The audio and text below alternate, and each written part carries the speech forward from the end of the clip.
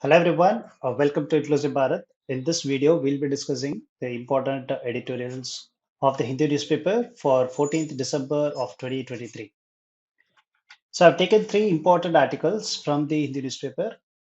First one is the end, the uncertainty. This article discusses about India and Sri Lanka relationship. Then this next article, the Gaza, a new pointer to India's changed worldview. This article is written by Shashi Tharoor. This article discusses about the foreign policy, the policy stance of India with respect to what is happening between Israel and Palestine. And third article, this is about the Article 370, the recent Supreme Court judge uh, uh, judgment of this case related to Article 370. The author is discussing about the constitutional monism. So we'll discuss all these three important editorials in detail. The first one, end the uncertainty.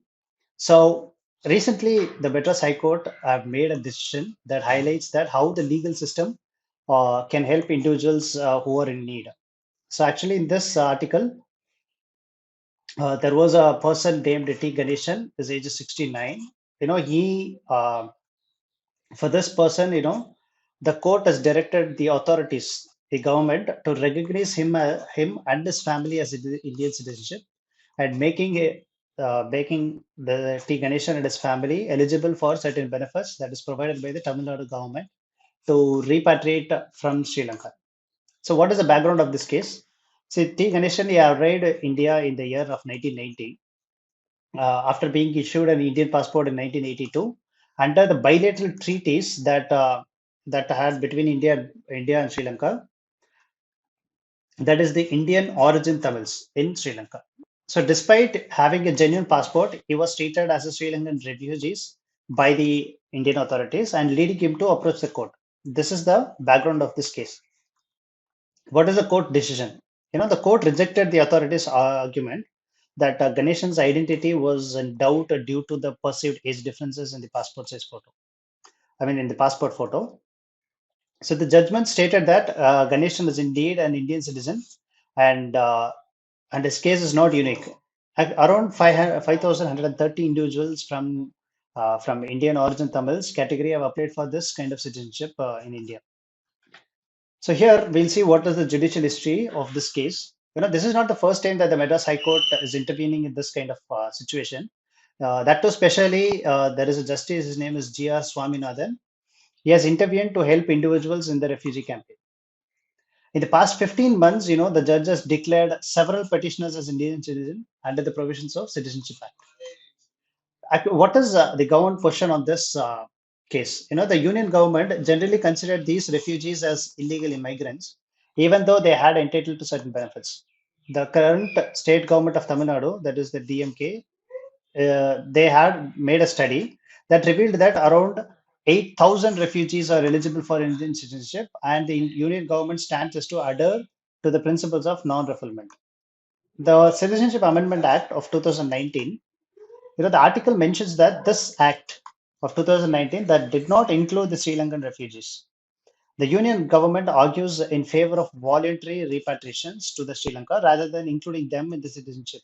I mean, including them as Indian citizens.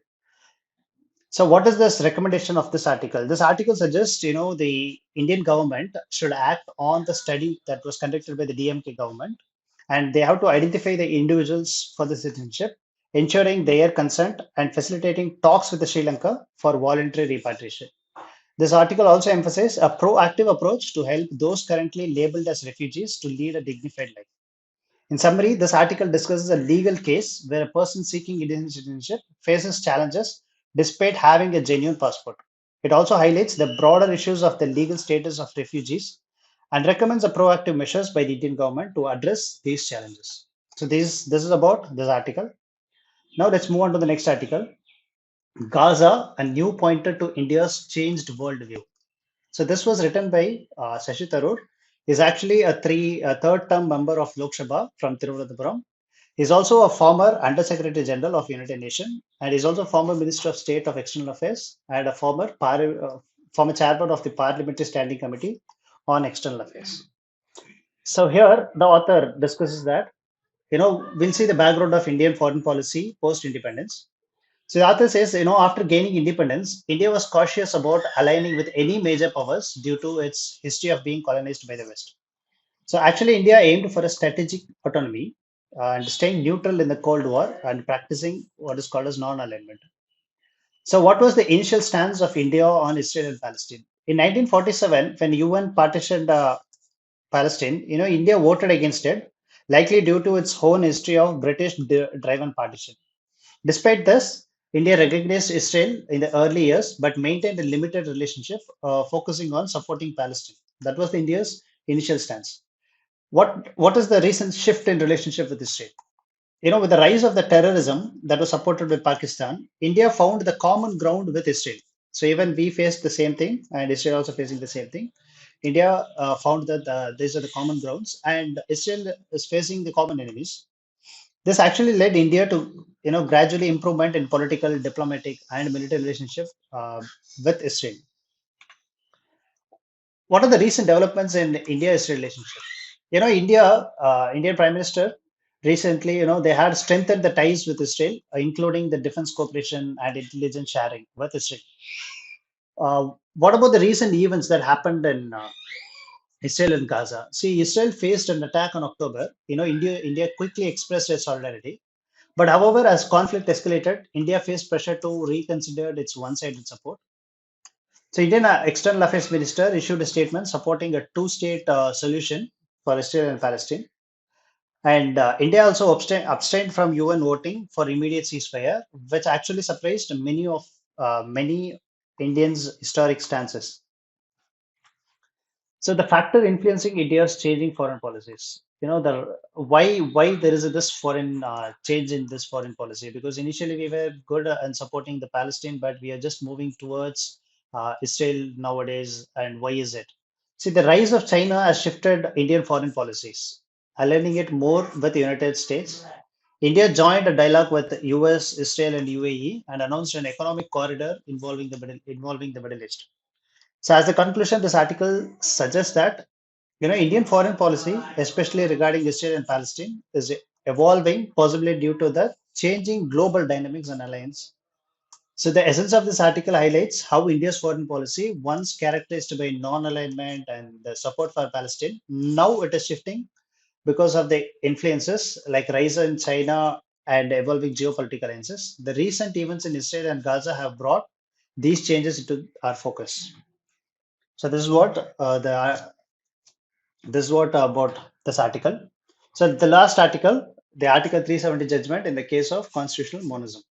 In this article, the author discusses that, recently Supreme Court upheld the government's decisions to revoke Article 370 after more than 4 years. Actually, this Article 370 was revoked in 2018. So this article focuses on impact of this decision on the special status of Jammu and Kashmir and how court's interpretation sets concerning precedents for the federalism in India. So we'll see. See the federalism and the constitutional sovereignty. See the Supreme Court's decision sees the Constitution as an ultimate authority, overlooking the specific powers and authority granted by Article 370 to both the union and the state government. And the court doesn't fully recognize the shared sovereignty outlined in Article 370, which is crucial for federalism, where power is distributed between the center and the state. So this is what the author says. And the court's interpretation suggests that the Article 370 wasn't permanent even after the dissolutions of the Constitutional Assembly. It argues that the president has the power to revoke Article 370 without the state government agreement. However, the article contends that the president power should be limited and contingent on the recommendations of the Constitutional Assembly, challenging the idea of unlimited presidential authority. So the court had two ways of interpreting. Here it says the president has the power, but also the president's powers should be limited and contingent on the recommendations of the Constitutional Assembly, challenging the idea of unlimited presidential authority. So there was a two stance. The state's view on its future. The court's decision implies that the parliament view represents the entire nation, disregarding the specific views of individual states.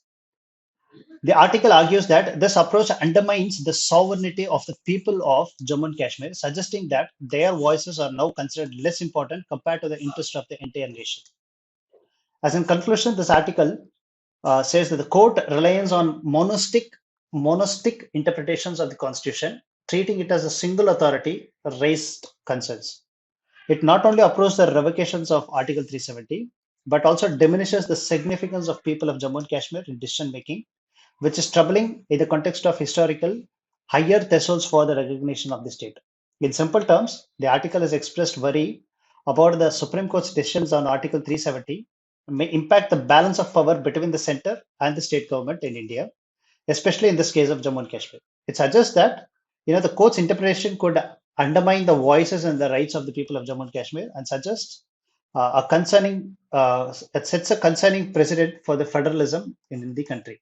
So this is what the author says in this article. So thank you.